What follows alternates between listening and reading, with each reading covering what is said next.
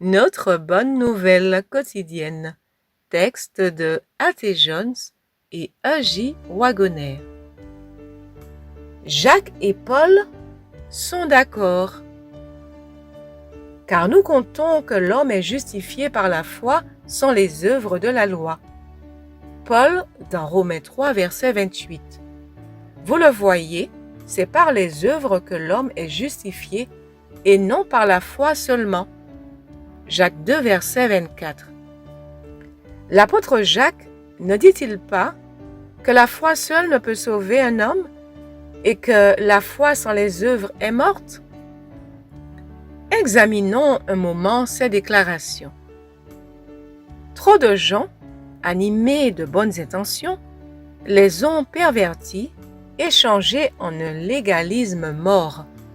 L'apôtre dit en effet que la foi sans les œuvres est morte, et cela s'accorde pleinement avec ce que nous venons de citer de Paul et d'écrire.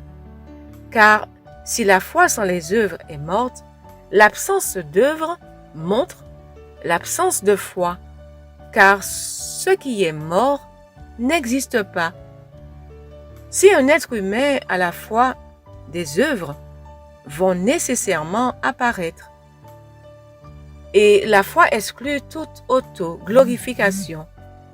Ce sont seulement ceux qui se confient totalement dans les œuvres mortes ou ceux dont la profession de foi n'est qu'un simulacre trompeur qui se glorifie et se vante. Si quelqu'un dit qu'il a la foi, mais n'a pas les œuvres, cette foi peut-elle le sauver? Jacques 2, verset 14. La réponse est évidemment non. La foi ne peut le sauver. Pourquoi? Parce qu'il ne l'a pas. Devons-nous nier le pouvoir de la foi simplement parce qu'elle n'agit pas pour celui qui prétend à tort l'avoir? Le fait qu'il ne possède aucune œuvre bonne, aucun fruit de l'esprit, montre qu'il n'a pas la foi, et ce, en dépit de ses affirmations véhémentes.